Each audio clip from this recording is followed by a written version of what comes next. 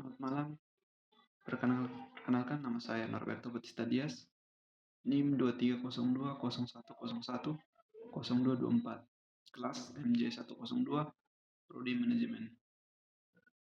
Berikut saya akan mempresentasikan tugas terstruktur dari mata kuliah Ekonomi Mikro.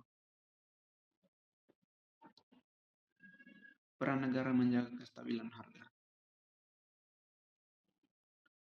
Prioritas pemerintah. Stabilitas harga pangan merupakan prioritas utama pemerintah di awal tahun 2022. Dengan adanya kenaikan komoditas penting seperti beras, bawang putih, minyak goreng, dan daging ayam yang menjadi perhatian utama pemerintah.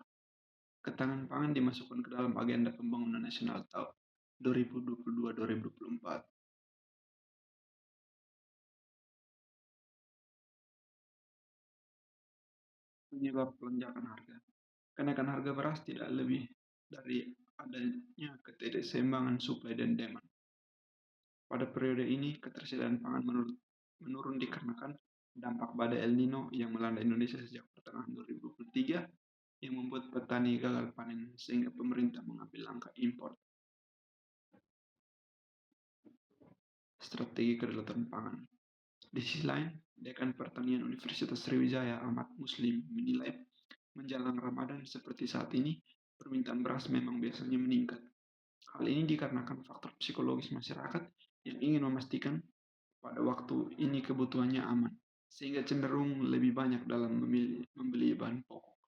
Pemerintah sendiri sejauh ini sudah menetapkan beberapa program untuk menunjang kedaulatan pangan. Di antaranya, program pompanisasi, subsidi pupuk hingga 14 triliun, dan program-program perluasan lahan tanam.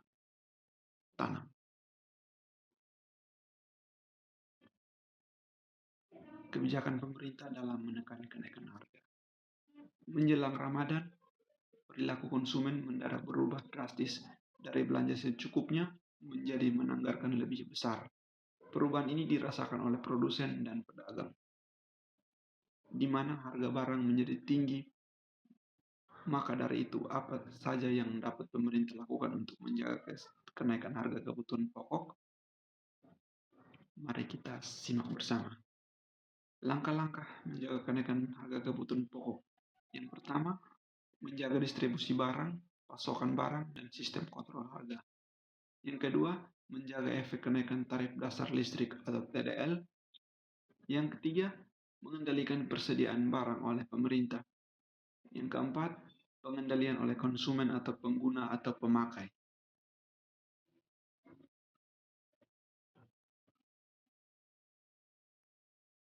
Berikut kita masuk ke permintaan dan penawaran. Dalam permintaan dan penawaran, terdapat teori yang menjelaskan tentang interaksi atau transaksi antara penjual yang menjual sebuah barang dan pembeli yang menginginkan barang tersebut. Teori ini disebut dengan hukum permintaan dan hukum penawaran. Kedua teori tersebut digunakan untuk mendefinisikan pengaruh keinginan atas suatu barang atau jasa terhadap harga jualnya.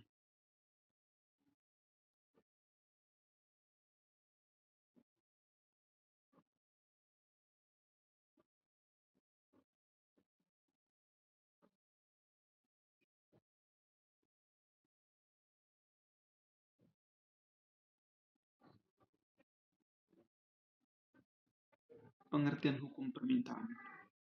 Permintaan adalah sejumlah barang yang dibeli atau diminta pada suatu harga dan waktu tertentu.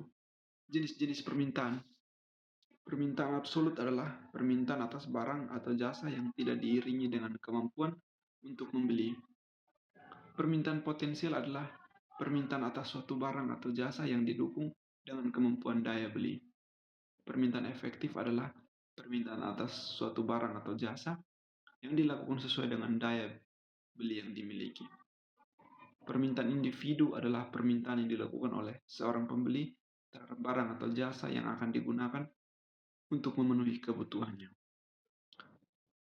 Permintaan kolektif atau pasar adalah permintaan yang dilakukan oleh konsumen secara keseluruhan di dalam pasar.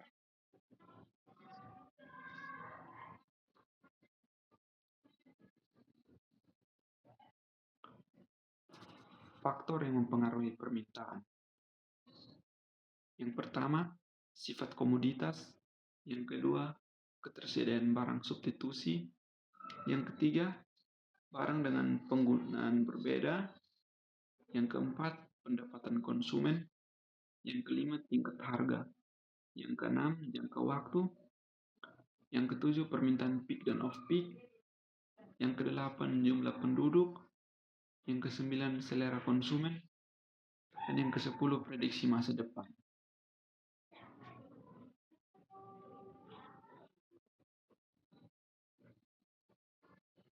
Produsen atau penawaran. Hukum penawaran adalah jumlah barang yang ditawarkan akan selalu berbanding lurus dengan harganya. Artinya, jika harga barang naik, maka jumlah barang yang ditawarkan bertambah. Sebaliknya, jika harga turun, maka jumlah barang yang ditawarkan berkurang. Dalam hukum tersebut disebut kondisi ceteris paribus. Contoh, ketika Labubu menjadi viral, permintaan di pasar pun melonjak drastis.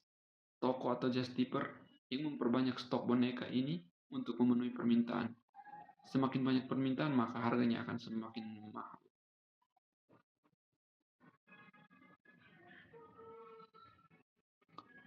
Rumus fungsi penawaran. Fungsi yang menunjukkan hubungan antara harga atau P dengan jumlah barang atau Q yang ditawarkan. Bila harga barang naik, maka jumlah penawaran bertambah. Dan bila harga turun, maka jumlah penawaran akan berkurang. Q yaitu jumlah barang yang ditawarkan, P harga barang per unit, A angka konstanta, B gradien atau kemiringan. Faktor yang mempengaruhi penawaran, yaitu yang pertama, biaya produksi, yang kedua, kemajuan teknologi atau adanya teknologi baru, yang ketiga, bahan baku untuk membuat barang, yang keempat, banyaknya produsen yang menawarkan barang, yang kelima, laba yang diinginkan produsen atau penjual.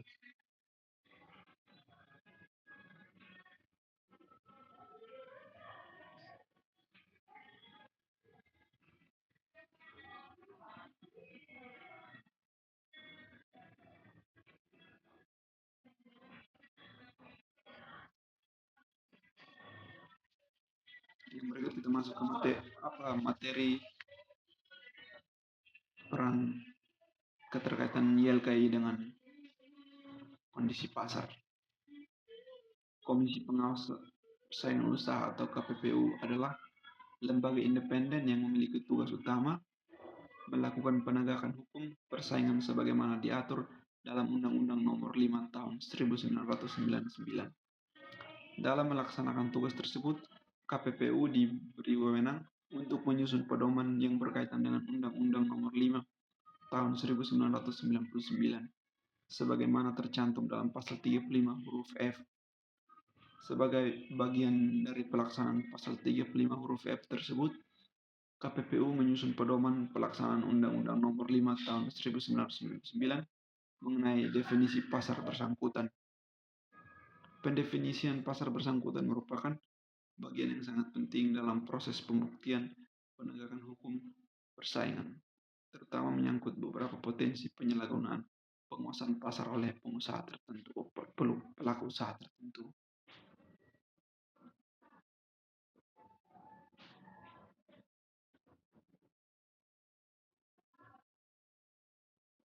Yayasan Lembaga Konsumen Indonesia atau YLKI adalah lembaga nirlaba yang berfokus pada perlindungan konsumen di Indonesia. YLKI memberikan informasi dan saran kepada konsumen terkait hak-hak mereka, memberikan rekomendasi terhadap produk dan layanan yang aman dan berkualitas, serta melakukan advokasi terhadap kebijakan publik yang berdampak pada konsumen. Peran YLKI dengan kaitan kondisi pasar itu mendorong tempat pengaduan konsumen, melakukan pengujian produk untuk mengetahui kualitasnya, melakukan penelitian untuk membantu konsumen dalam mengambil keputusan, memberikan informasi kepada konsumen melalui media dan elektronik, membantu konsumen memperjuangkan hak-haknya, memastikan perlindungan hak konsumen, memberikan bantuan hukum pro bono bagi konsumen yang merasa tidak puas. Sekian presentasi dari saya. Terima kasih.